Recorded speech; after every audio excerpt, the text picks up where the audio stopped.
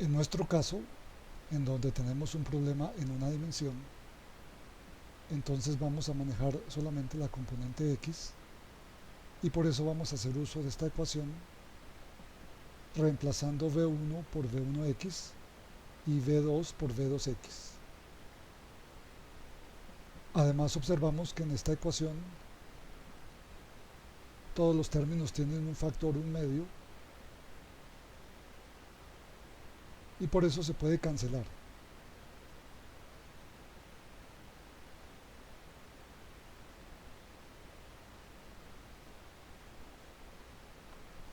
Entonces esa ecuación nos queda de esta manera,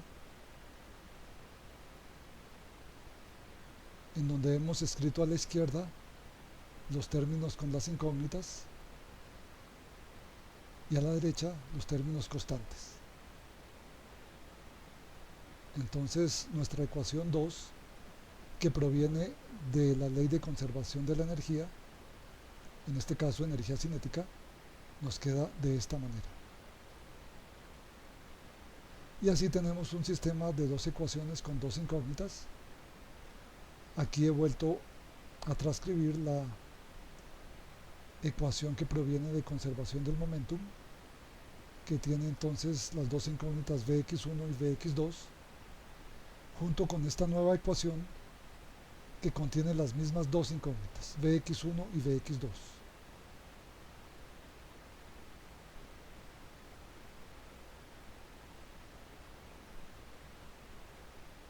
Ahora procedemos a la solución de este sistema de ecuaciones. Existe una dificultad que radica en el hecho de que la segunda ecuación es cuadrática para las incógnitas. Aquí vemos que las incógnitas no son términos de primer grado, sino de segundo grado. Eso introduce una complicación porque si intentáramos usar los métodos normales de despeje y sustitución, por ejemplo, una manera sería despejar vx1 de esta ecuación y reemplazarlo en esta ecuación. El problema es que eso genera una álgebra complicada y aparecen a su vez unas ecuaciones cuadráticas para la incógnita remanente.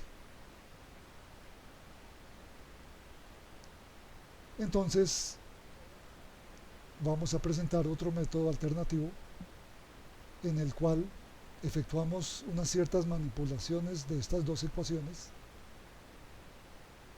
antes de entrar a buscar las incógnitas y vamos entonces a hacer ciertas operaciones con estas dos ecuaciones, lo cual nos va a entregar una tercera ecuación que sí es mucho más manejable. Entonces el proceso es el siguiente: tomamos la primera ecuación y transponemos términos de forma que a la izquierda queden los dos términos que contienen m1, que son este y este, y por eso entonces este término lo pasamos a la izquierda con signo menos y sacamos el factor común m1. Aquí tenemos entonces m1vx1 y m1vx10 con signo negativo. A la derecha entonces pasamos los dos términos que tienen m2, que son este y este. Al sacar el factor común m2, entonces nos queda vx20 menos vx2.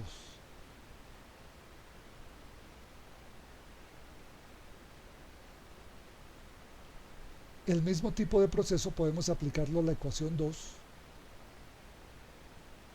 entonces transponiendo términos para agrupar los dos que contienen m1 y proceder a sacar el factor común m1 factor común de vx1 al cuadrado menos vx10 al cuadrado.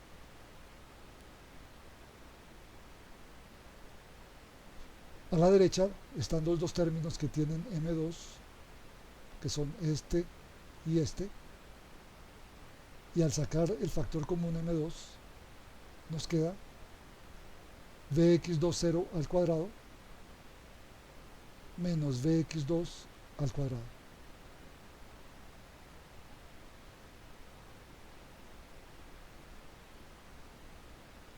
Enseguida, entonces vamos a tomar estas dos igualdades y vamos a dividir la segunda entre la primera.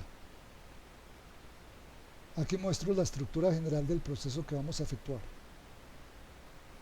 Si la primera igualdad la representamos mediante estos símbolos, A igual B,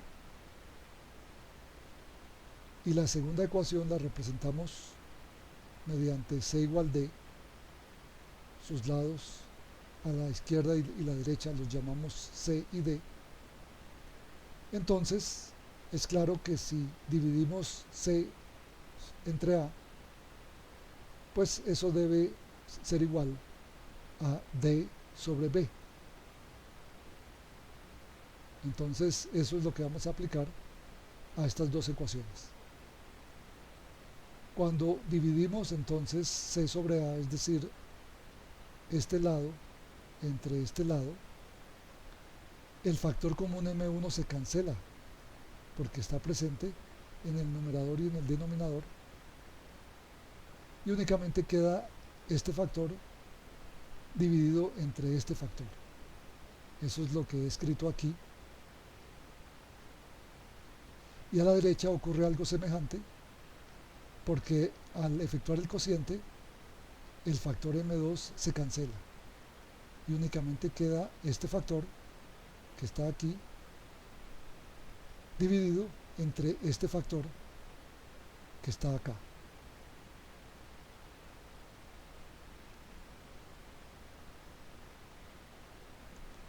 Ahora lo que encontramos en los numeradores es una diferencia de cuadrados. Entonces procedemos a factorizar cada uno de esos cuadrados, o cada uno de los dos lados del igual. A la izquierda del igual, el numerador tiene una diferencia de cuadrados y le podemos aplicar la identidad algebraica que dice que a al cuadrado menos b al cuadrado es igual a a más b por a menos b.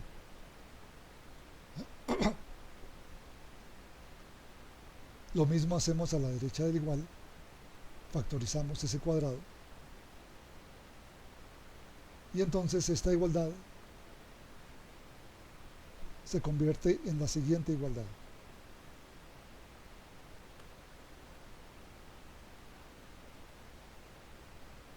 Aquí tenemos factorizado el numerador a la izquierda y aquí está factorizado el numerador a la derecha.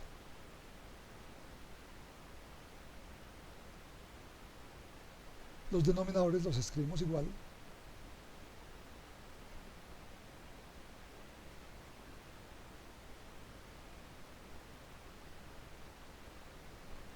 Y al hacerlo observamos que aparece un factor idéntico en el numerador y en el denominador. Vx1 menos Vx10 está idéntico aquí y acá. Entonces lo podemos cancelar de ese quebrado, de modo que a la izquierda lo único que queda es Vx1 más Vx10. Lo mismo ocurre a la derecha con este factor. Vx20 menos Vx2 está idéntico arriba y abajo. Al cancelarlo, lo que nos queda es Vx20 más Vx2.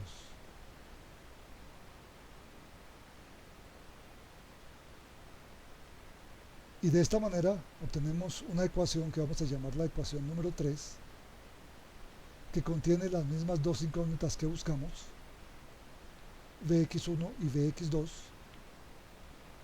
pero con la diferencia de que ahora esas incógnitas no están al cuadrado. Son términos de primer orden, simples, Vx1 y Vx2,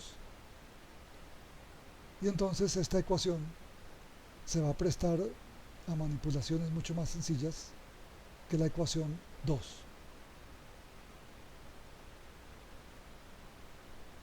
Antes de proceder a hallar esas incógnitas y resolver el problema original, vamos a conocer un significado que se le puede asignar a esta ecuación. Esta ecuación, escrita adecuadamente, tiene una cierta interpretación física que voy a proceder a explicar.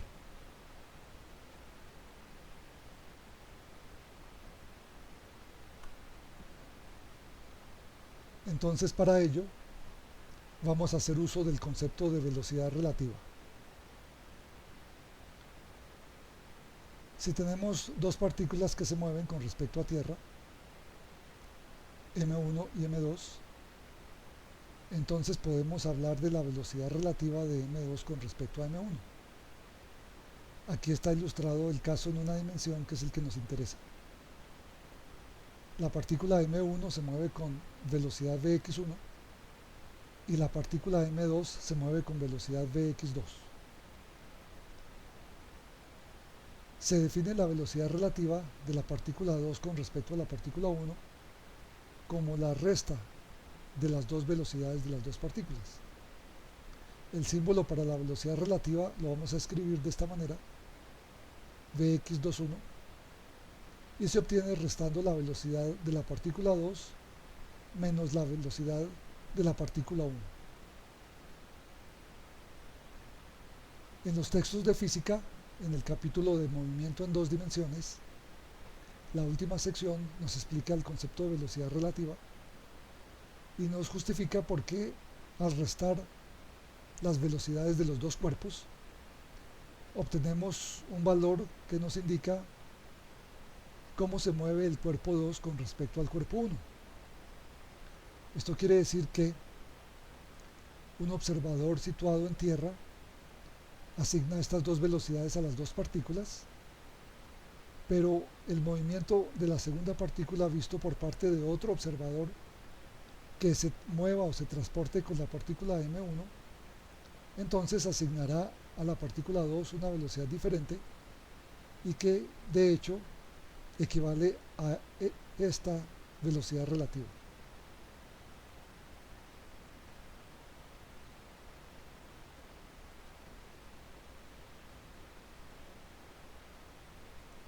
Esta ecuación la vamos a reescribir de modo que a cada lado del igual nos quede una resta entre las velocidades de la partícula 2 y la partícula 1.